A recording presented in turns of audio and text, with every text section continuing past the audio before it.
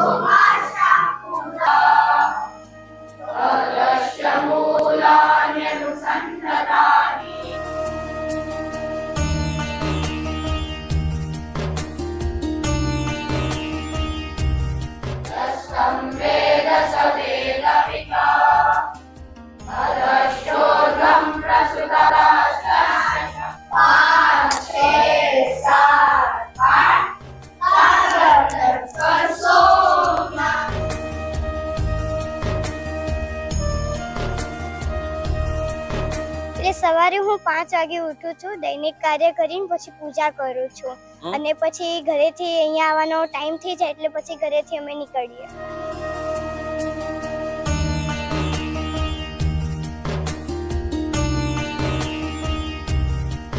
મારો મનપસંદ વિષય યુદ્ધ કલા અને ચિત્રકલા છે. કૃષિમાં ખેતી કરીએ એવું બધું કરીએ અમે.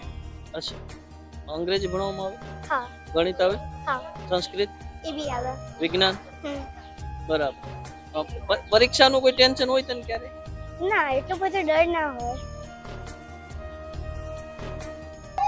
અમે એટલા આવ્યા છીએ કે આટલા વર્ષ ઓસ્ટ્રેલિયામાં રહીને મને એવું રિયલાઇઝ થયું કે છોકરાઓ આપણા ઇન્ડિયન રૂટ્સ થી બહુ દૂર જઈ રહ્યા હતા. એમને ખબર જ નથી કે પહેલા અમે કેવી રીતે રહેતા હતા, આપણી જમીન શું છે, આપણા સંસ્કાર શું છે.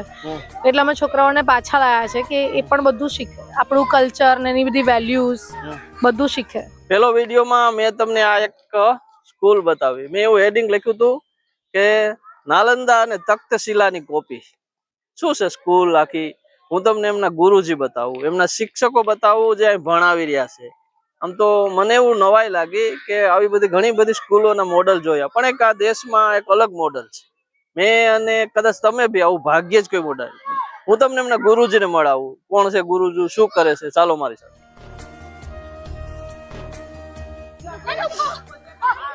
જય શ્રી કૃષ્ણ. જય શ્રી કૃષ્ણ. જય માતા. શું તમારું આખું નામ શું? મારું નામ કલ્પેશ નારાયણભાઈ જોશી છે. અચ્છા, તમે આ સંસ્થામાં કેટલા વર્ષ ત્યાં સેવા આપી? જી, અમે આ સંસ્થા ગોપાલભાઈની સાથે મળીને 2013 માં શરૂ કરી. અચ્છા, મારે તમને એટલું પૂછવું છે કે આ જે બધા બાળકો ભણે છે એ આમ બેઝિકલી તમારે ત્યાં શું ટીચિંગ કરવામાં આવે? જી, આ વિદ્યાપીઠ જે છે એનું નામ છે ગોતીત વિદ્યાપીઠ, જે બંસીગીર ગૌશાળાના સાનિધ્યમાં છે. અને અહીંયા બાળકોને અમે ભારતીય શિક્ષા આપવાનો પ્રયાસ કરી રહ્યા છીએ. મુખ્ય અમારા વિષયો છે ગોપાલન, ગો આધારિત કૃષિ, પંચગવ્ય આધારિત ચિકિત્સા, પંચગવ્ય આધારિત ઔષધિ નિર્માણ, ધર્માનુકૂળ અર્થવ્યવસ્થા, આચાર્ય નિર્માણ. અને આ બાળકો સમાજની અંદર જઈને આવા બીજા ગુરુકુળો કરી શકે, પોતાનો ધર્મ અનુકૂળ વ્યવસાય કરી શકે, એ વિષયોને ધ્યાનમાં રાખીને અમે બાળકોને અહીંયા ભણાવીએ છીએ. પણ મારું તમને સર એવું પૂછવું છે, તમારે વિજ્ઞાન આવે અહીં? હા, આની અંદર બાળકો વિજ્ઞાન પણ ભણે. જેમ કે આપણે આ રીતે જો સમજવા માંગીએ તો સંસ્કૃત, ગુજરાતી, હિન્દી, અંગ્રેજી આ 4 ભાષા બાળકો શીખે છે. એની સાથે જે આપણું વૈદિક ગણિત છે, એટલે કે આપણું ઓરિજિનલ જે ભારતીય ગણિત છે એ પણ બાળકો શીખે છે, વર્તમાન ગણિત પણ શીખે છે. અને વિજ્ઞાનની અંદર વિજ્ઞાન જે શબ્દ છે એટલે એમાં છે વિશિષ્ટ જ્ઞાન. એટલે વિજ્ઞાનની અંદર પૃથ્વી, જલ, તેજ, વાયુ, આકાશ આ 5 તત્વો તો ભણે જ, પણ એની સાથે સાથે મન, બુદ્ધિ, ચિત્ત, અહંકારનું વિજ્ઞાન પણ શીખે. એટલે કે મનોમય કોષનો વિકાસ થાય. અને ગો વિજ્ઞાન પણ છે, કૃષિ વિજ્ઞાન પણ છે, રસોઈ વિજ્ઞાન પણ છે અને ઔષધિ વિજ્ઞાન પણ છે. આ વિદ્યાર્થી તૈયાર થઈ ગયો. આ બધા બાળકો કેટલા આમ છેલ્લે લાસ્ટ સ્ટેજ કેટલા વર્ષ સુધી હોય? આ બાળકો અંદાજે 21 વર્ષ સુધી અમારી જોડે રહેશે અને 21 વર્ષ પછી એ લોકો સમાજમાં જશે અને સમાજમાં જઈને પોતાનો વ્યવસાય કરશે. અચ્છા, તો પછી આ તમારું કોઈ માન્ય કે કોઈ સંસ્થા કે યુનિવર્સિટી કે આપણે કઈ એને જોડે કોઈ ઓલું નથી? જી, આમ જોવા જઈએ તો આ સમાજ માન્ય છે અને વિદ્વાનો જે છે એ વિદ્વાનોની સંમતિથી આ ગુરુકુળ ચાલી રહ્યું છે. અને આપણા ત્યાં આપણી ભારત સરકારે બહુ સુંદર વ્યવસ્થા કરાયેલી છે, જેને કહેવાય છે નેશનલ ઇન્સ્ટિટ્યૂટ ઓપન સ્કૂલિંગ, એટલે કે NIOS. એટલે કે કોઈ પણ વિદ્યાર્થી જે છે એ ડાયરેક્ટ 10માની પરીક્ષા આપી શકે છે. તો આપણા આ ગુરુકુળના વિદ્યાર્થીઓ જે છે એ અહીંયા ભારતીય શિક્ષા પ્રાપ્ત કરતા કરતા, ગાયોની સેવા કરતા, કૃષિ કરતા કરતા એ લોકો નેશનલ ઇન્સ્ટિટ્યૂટ ઓપન સ્કૂલિંગ ની પરીક્ષા આપે છે. તો 10મામાં પાસ બધા થઈ જાય? કેટલા? 10મામાં બહુ સરળતાથી પાસ થઈ જવાય છે. મારે આપના માધ્યમથી એ પણ સંદેશો આપવો છે કે બાળકોને બહુ સ્ટ્રેસ આપવાની જરૂર નથી. બહુ સહજતાથી અને સરળતાથી 10મું ધોરણ એ લોકો પાસ કરી લે છે. એને ભાષા એની સરસ કરાવો, એનું ગણિતના કન્સેપ્ટ સરસ કરાવો અને વિજ્ઞાન જે છે એ વિજ્ઞાનને સમજવું કેવી રીતે એ એને કરાવો. આ વિદ્યાપીઠની અમારી મુખ્ય વિશેષતા એ છે કે વિષયો ભણાવવા કરતા વિષયોને ભણવા કેવી રીતે એ અમે શીખવીએ છીએ, જેના કારણે ખૂબ સરળતાથી છેલ્લા સમજો ને 6-1 મહિના મહેનત કરી લે બાળકો તો 10મા ધોરણની અંદર 70 થી ઉપર % લઈને આવે છે. તમે આમ લેસન આપો? અમે બાળકોને ગૃહ કાર્ય બહુ ઓછું આપીએ છીએ, કારણ કે મોટા વિદ્યાર્થીઓ જે છે સવારથી લઈને સાંજ સુધી અહીંયા જ હોય છે. એટલે અહીંયા એમનું ભણતા ભણતા એમનું ગૃહ કાર્ય પણ થઈ જાય છે. અને બાકી જે ઘરે બાળકો જાય છે એ લોકોએ ઘરે અમારું ગૃહ કાર્ય કેવું હોય કે ઘરે મમ્મીને મદદ કરવાની, પછી કૃષિનું કાર્ય કરવાનું, ગોપાલનનું ગો સેવાનું કાર્ય કઈ હોય તો એ કરવાનું, ઘરમાં જે તમામ કાર્ય જે છે બધા જ કાર્યની અંદર એમને મદદ કરવાની. તમારે આમ સ્વાધ્યાય પોથી હોય? અમારે સ્વાધ્યાય પોથી ન હોય. અહીંયા બાળકો જે છે એ પોતાની નોટબુક બનાવે અને અમારા સંદર્ભ સાહિત્ય હોય, એ સંદર્ભ સાહિત્યનું આચાર્ય જ્યારે જે વિદ્યાર્થીને જે વર્ગમાં જે આવશ્યકતા હોય એ પ્રમાણે એને ભણાવે. અને આમ તો તમારે વાલી ઓલા પેપર જોઈને 1-1 માર્ક વાળું અમારે તો બહુ તકલીફ થાય. અમારો 1 માર્ક કાપી લીધો, તમારો 1 રહી ગયો, એવું થાય તમારે? એવું ના થાય. એનું કારણ છે કે એમાં આપણે લોકોએ જ ક્યાંય ભૂલ કરેલી છે કે આપણે મૂલ્યાંકન જે કરીએ છીએ ને એ મૂલ્યાંકન કાં તો એને અંકોમાં આપીએ છીએ અને કાં તો એને આપણે ગ્રેડમાં આપીએ છીએ. એટલે બહુ ડિટેલમાં સમજવાની જરૂર છે કે એક ઘરની અંદર એક પરિવારમાં કદાચ જોડિયા બાળકો પણ જન્મે ને તો પણ બંનેનો સ્વભાવ, બંનેની સમજણ શક્તિ આ બંને અલગ હશે. તો એક જ વર્ગની અંદર બધા જ બાળકોની સમજણ શક્તિ કે ગ્રહણ શક્તિ એક કેવી રીતે હોઈ શકે? તો એક જ ક્યારે તુલના ન કરી શકાય. કોઈ બાળક જે છે એને ગણિત વધારે ગમતું હોય એમાં આગળ હોય, કોઈને ગુજરાતી ભાષા ગમતી હોય એમાં આગળ હોય, કોઈને રમત ગમત ગમતી હોય, તો એનો જે વિષયમાં જે રીતે એનો વિકાસ થાય છે એ રીતે કરવો, એના માટે આપણા ત્યાં વિદ્યાપીઠ વ્યવસ્થાઓ હતી. તો ખરેખર એવું કરવું જોઈએ. મને એવું લાગે છે કે આપણા અભિભાવકો એક બાળકનું પેપર બીજા બાળકની સાથે જયારે કમ્પેરિઝન કરે છે અને ત્યારે એમ કે છે કે 1 માર્ક ઓછો કેમ આવ્યો એમ કરીને શિક્ષકોની, આચાર્યોની ભૂલ કાઢે. એની જગ્યાએ જો એ માતા પિતાએ 1-2 કલાક જો બાળકને આપ્યા હોત ને પ્રેમથી તો એને ઘણા બધા માર્ક પ્રાપ્ત થયા હોત. તો ખાસ તો એક આપણે કામ કરવું જોઈએ કે ક્યારે કમ્પેરિઝન કોઈ બાળક સાથે ન કરવી જોઈએ. બીજા નંબરમાં તો વાલી મીટિંગમાં કે એવી બધી તો તમારે હાવ શાંતિ જશે? એવું કઈ રહે ને સર? તો કઈ હાવ શાંતિ કે બસ જે કઈ આવ્યું છે એ બધું આપવું?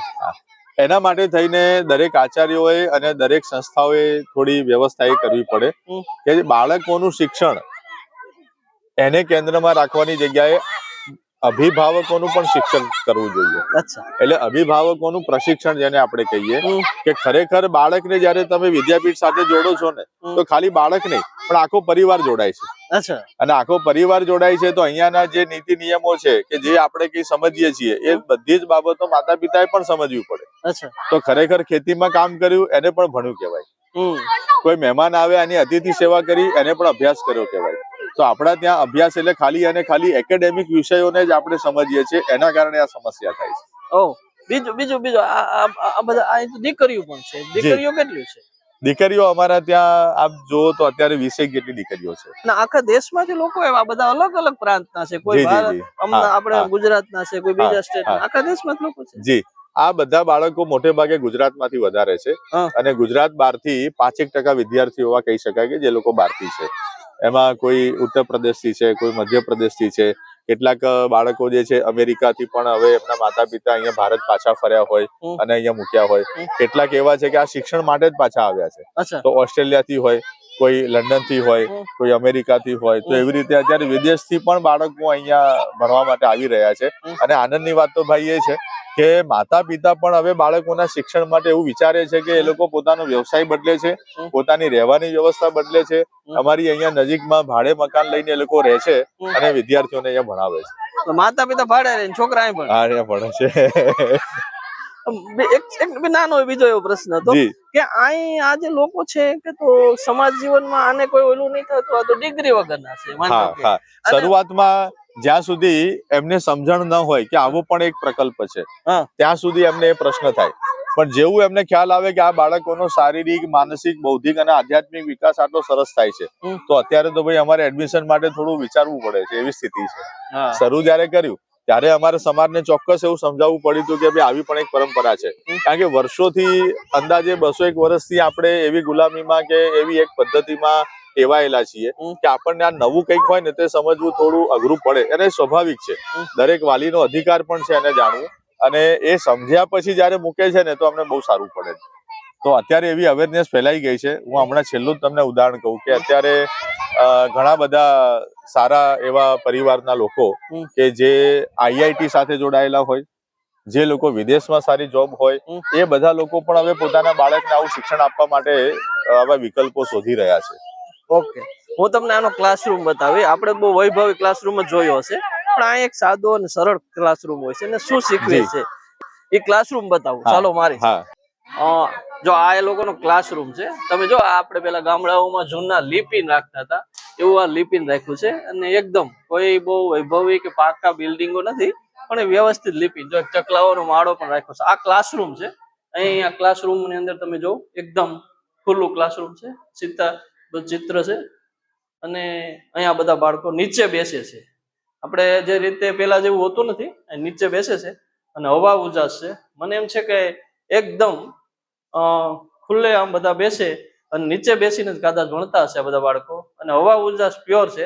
2 દરવાજા છે અને 2 વિન્ડો છે અને સામે મિરર પણ છે. જો તમારો જે પ્રતિબિંબ છે પણ એ લોકો જોતા હશે. અને આ રીતે આખો આ ક્લાસરૂમ છે. આ એક વર્ગખંડ છે, અહીં બાળકો ભણે છે. ચલો હું તમને કંઈક બીજું બી બતાવું. ઘણું બધું નવું નવું છે. આ લોબી છે, એકદમ દેશી સ્ટાઇલથી થાય. જો તમે એકદમ આ જે રીતે લાકડા છે અને ઢાળિયા જેવું બનાવેલું છે મસ્ત. અને અહીંથી આખે આખો ક્લાસરૂમ છે. બાળકો જે ચિત્ર છે, નોટિસ બોર્ડ પણ છે. નોટિસ બોર્ડ ની અંદર આપણા વારસો, વૈદિક જે આખું છે, રામાયણની, ઉપનિષદો, મહાભારત અને ખરેખર બાળકોની જે ઉત્સવો થાય છે એની ઉજવણી કરવા બધા ચિત્રો લગાડેલા છે.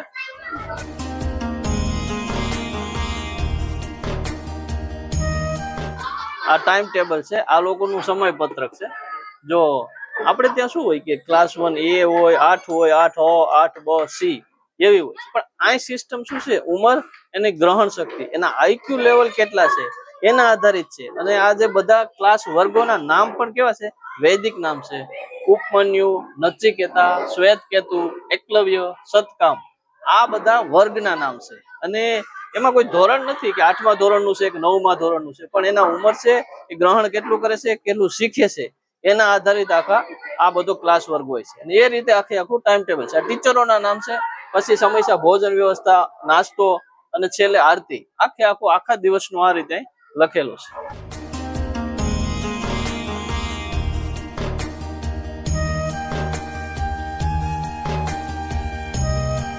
હું તમને વાલી બતાવું છું, એ બતાવીશ કે જે વાલી અહીં ઇન્ક્વાયરી કરવા માટે શા માટે આવ્યા છે, શું છે વગેરે વગેરે. તમે ક્યાંથી આવો છો? અમે ઓસ્ટ્રેલિયાથી આવ્યા છીએ. અચ્છા, તમારે અહીં એડમિશન લેવું છે, તમે શા માટે આવ્યા છે? અમે એટલે આવ્યા છીએ કે આટલા વર્ષ ઓસ્ટ્રેલિયામાં રહીને મને એવું રિયલાઇઝ થયું કે છોકરાઓ આપણા ઇન્ડિયન રૂટ્સ થી બહુ દૂર જઈ રહ્યા હતા. એમને ખબર જ નથી કે પહેલા અમે કેવી રીતે રહેતા હતા, આપણી જમીન શું છે, આપણા સંસ્કાર શું છે. એટલે અમે છોકરાઓને પાછા લાયા છે કે એ પણ બધું શીખે, આપણું કલ્ચર ને એની બધી વેલ્યુઝ બધું શીખે. એટલે આવી સંસ્થામાં ભણશે તો આમાં કોઈ પેલું સર્ટિફિકેટ નહીં આવે, ડિગ્રી નહીં આવે, તો એ તમને ખબર છે? હા, મને ખબર છે, પણ અત્યારે ઇમ્પોર્ટન્ટ અમારા માટે એ છે કે છોકરાઓ બધી વેલ્યુઝ શીખે. અચ્છા, તો તમે ડિગ્રી નો કોઈ માનતા નથી? ના, છોકરાઓ હમણાં તો ડિગ્રી નું કઈ નથી. છોકરાઓ નાના છે, જરૂરી છે કે જિંદગી કેવી રીતે જીવવી એ શીખે પહેલા. અચ્છા, પછી ડિગ્રી ને બધું બહુ દૂરની વાત છે. તમે ત્યાં તમારે ત્યાં જે તમે રહ્યો છો એ તો બહુ વૈભવી છે કન્ટ્રી, બધી રીતે એજ્યુકેટમાં હિન્દુસ્તાન કરતા આગળ છે. તો એવું નહીં કે પાછા રૂરલમાં આવો છો? ના, પણ એટલે જ આવી રહ્યા છે કે એ તો જોઈ લીધું, હવે આપણને છોકરાઓને બતાવીએ. અચ્છા, હા, એટલે અમને ખબર પડે કે બધું અલગ અલગ ડિફરન્સ ખબર પડે. અને એમને આગળ જતા ચૂઝ કરવું હોય, જે ચૂઝ કરવું એ કરી શકે, બધું જ જોયેલું હોય તો. તમારો છોકરો કેટલા વર્ષનો છે? 9 વર્ષનો. અચ્છા, ત્યાં ભણતો હતો ઓસ્ટ્રેલિયામાં? હા, ત્યાં ભણે છે. અચ્છા, હવે અહીં ઇન્ક્વાયરી માટે આવ્યા છે? હા, ઇન્ક્વાયરી માટે. તમારો પતિ નામ પણ? હા. તમારું નામ શું છે? જય શાહ. બરાબર, તમે ઓસ્ટ્રેલિયા છો? અમે ઓસ્ટ્રેલિયા રહીએ છીએ. ઓસ્ટ્રેલિયામાં શું કરો છો ભાઈ? અમે જોબ કરીએ છીએ ઓસ્ટ્રેલિયા. કેટલા વર્ષ થયા? અમને ઓસ્ટ્રેલિયા ગયે 18 વર્ષ થયા. ઓહો, 18 વર્ષ થયા. હા. અચ્છા, આપણો તમારો વતન અમદાવાદ છે? વડોદરા. હા, બરાબર. આમ તમને સજેસ્ટ આવ્યા કોને ખબર કઈ રીતે પડી કે આવી એક સંસ્થા છે? મારી બેનના છોકરાઓ ભણે છે અહીંયા. એ લોકો પણ લંડન થી આવ્યા છે અને એ લોકો છેલ્લા 5 વર્ષથી અહીંયા ભણે છે. અને મારી બેને એટલે સજેસ્ટ કર્યું કે તમે અહીંયા આવો.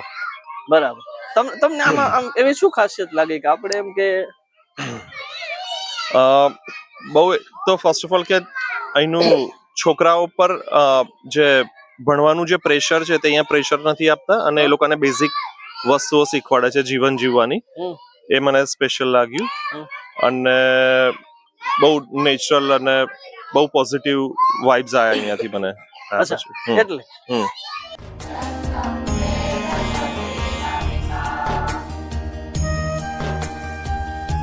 મારી જોડે એનો એક સ્ટુડન્ટ છે, આ જે સંસ્થામાં ભણે છે, જે હું તમને જે બતાવી રહ્યો છું, એને પૂછું કે કેવું છે. તમારું નામ શું છે? મારું નામ પાર્થ છે, પાર્થ ધવલભાઈ પટેલ. કેટલા વર્ષ થયા છો પાર્થભાઈ? અહીંયા 9 વર્ષથી. 9 વર્ષ થયા? હા. તો અહીં અત્યારે કેટલામાં અભ્યાસ છે તમારો? પતી ગયો છે? હા, અત્યારે પતે છે, ઇન્ટર્નશિપ જેવું ચાલે છે મારું અહીંયા. બરાબર. મમ્મી પપ્પા શું કરે છે? પપ્પાને બિલ્ડર નું છે. અચ્છા, સુરતમાં. હા. તમે 9 વર્ષ રહ્યા છો. તમને કેવું લાગે છે? મને અહીંયા બહુ જ મજા આવે છે કે આપણે સાચી અને સારી રીતના જીવન કેવી રીતના જીવી શકીએ અને ભણતર કેવી રીતના થવું જોઈએ એ અહીંયાથી ખૂબ સારી રીતના શીખવા મળ્યું છે. અને સાચું તો એ છે કે આપણે આત્મનિર્ભર કઈ રીતના બની શકીએ તો એની શિક્ષણ અહીંયા આપવામાં આવે છે અને એની સાથે સાથે અત્યારનું જે ટેકનોલોજી ને બધું છે પણ ભણાવવામાં આવે છે. એટલે ખૂબ સારી રીતના આપણે આગળ વધી શકીએ છીએ અને મને એમાં ખૂબ મજા આવે છે. તમને આમ ક્યારે શિક્ષણમાં એવું લાગ્યું પ્રેશર લાગ્યું? ના, એવી રીતના નથી લાગ્યું. લેસન નો ડર લાગ્યો? ના, લેસન નો ડર પણ. પરીક્ષા નો ભય લાગ્યો? ના. નહીં? ના. કઈ લાગ્યું જ નહીં? ના, એવી રીતના કઈ નહીં. નહીં. આમ હસતું ખેલતું જ બધું છે એકદમ. ને અહીંથી તમને એવું લાગે કે તમે નીકળ્યા પછી તમારી રીતે સારી રીતે જીવી શકશો? એકદમ સારી રીતના. એમ? હા, કારણ કે અહીંયાથી ગો આધારિત કૃષિ ને બધું પણ શીખવવામાં આવે છે. એટલે કોઈના પર આધારિત રહેવાનું જ નહીં હોય. આપણે જાતે પોતાનું કઈ રીતના કરી શકીએ એટલે સારી રીતના જીવી શકીશું. આપણે અહીંયા આગળ વધીને આગળ સારી રીતના કરી શકીશું.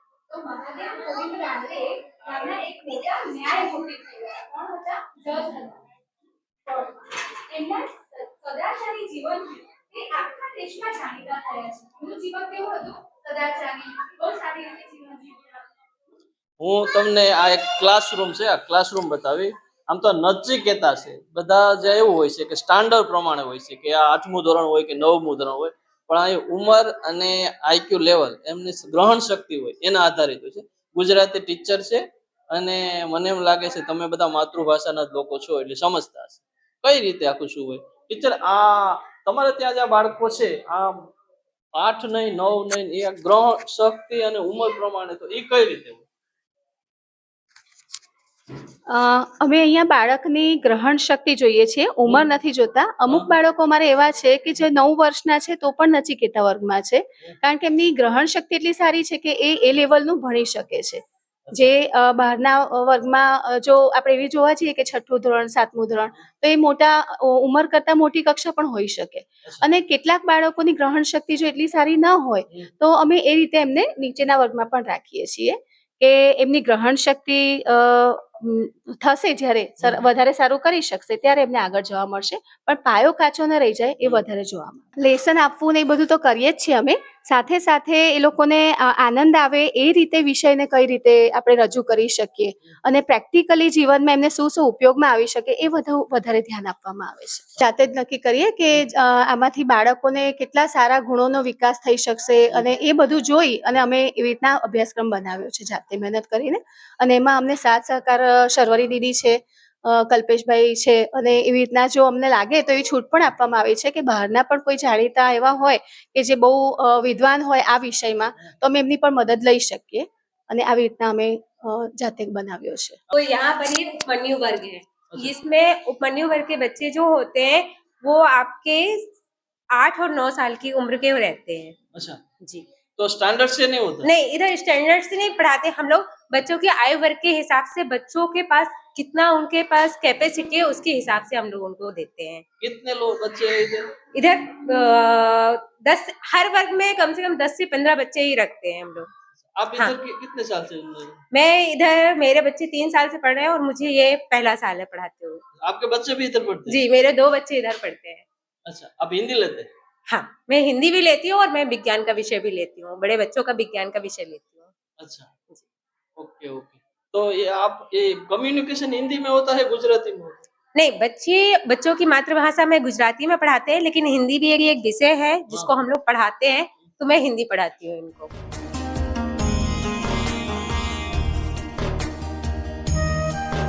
હું તમને અહીંની એક સ્ટુડન્ટ છે એમને મળાવું.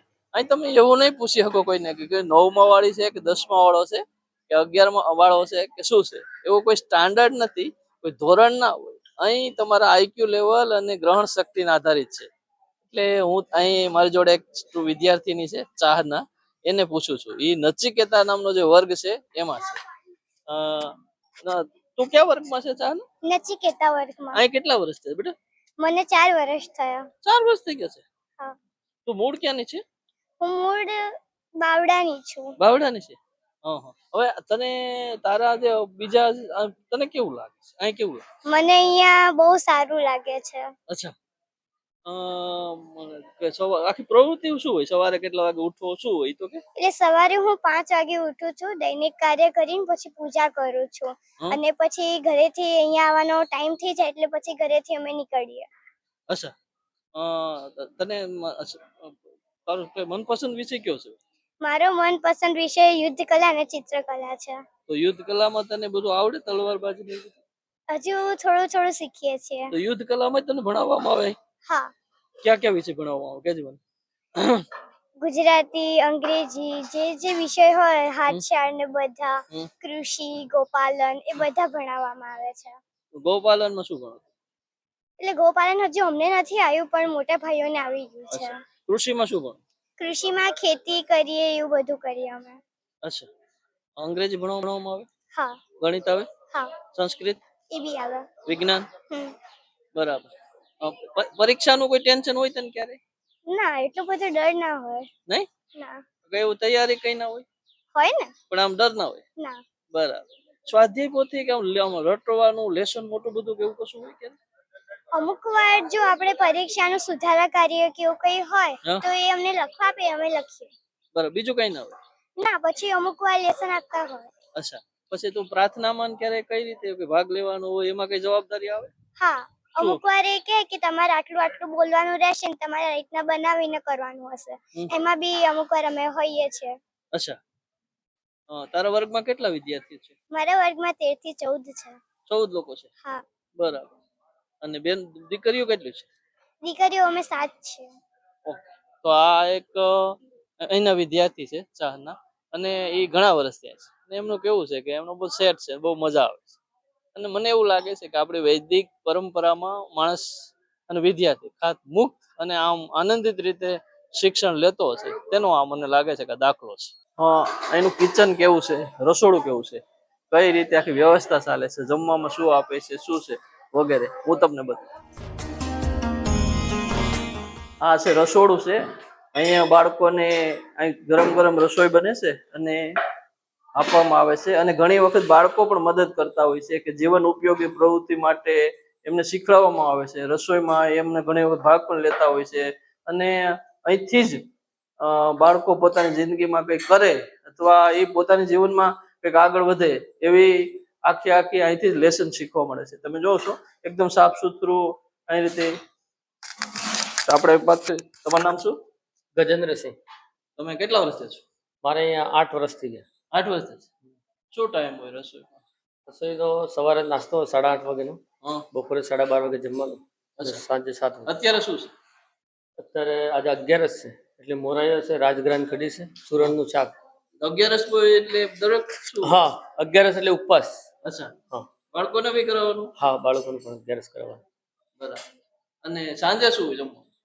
સાંજે અલગ અલગ હોય જમવાનું, ભાખરી શાક, કઢી ખીચડી હોય, ઇડલી સંભાર હોય, એવું અલગ અલગ ભોજન આપવામાં આવે છે.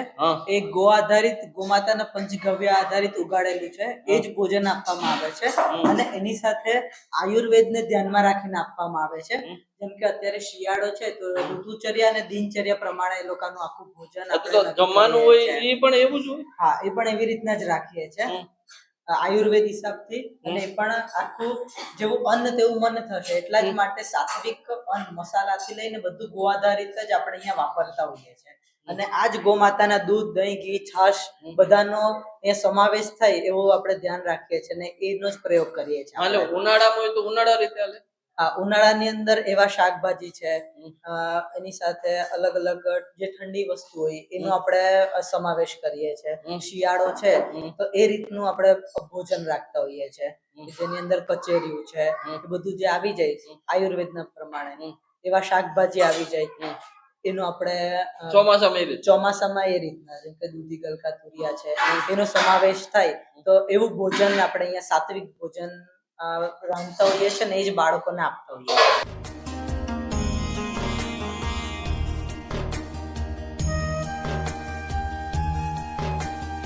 જીવન અંજલિ થાજો, જીવન અંજલિ થાજો, ભૂખ્યા કાજે ભોજન બનજો, તરસ્યાનું જલ થાજો. આવી પ્રાર્થના કે મંગલ મંદિર ખોલો, ઘણી બધી પ્રાર્થના તમે સાંભળી છે. બસ આ પ્રાર્થના ખંડ છે. અહીંયા જ આ બધા બાળકો બેસે છે અને આ તમે જોઈ શકો છો આ બાળકો બેઠા હોય છે અને પ્રાર્થના બોલતા હોય છે. અત્યારે સ્કૂલ ચાલુ છે એટલે કોઈ બાળકો છે નહીં. અને આજે આજુબાજુમાં નેચરલ છે, એકદમ કુદરતી. તમને એમ લાગશે કે જાણે કોઈ જંગલમાં હોય એવું લાગશે. અને એની બાજુમાં હોલ આવેલો છે અને આ હોલની અંદર બાળકો નિરાંત અને કુદરતી સાનિધ્યમાં પ્રાર્થના કરતા હોય છે. અને પ્રાર્થના પછી બધા બાળકો શિક્ષણમાં વ્યસ્ત થઈ જાય છે. મારી આજુબાજુ આજે ચિત્રો લગાડેલા છે એ બધા બાળકોએ જ બનાવેલા છે, બાળકોની જ ક્રિએટિવિટી છે. અને બાળકો પોતાની રીતે કંઈક નવું જાણતા હોય તો પણ આ રજૂ કરી શકે.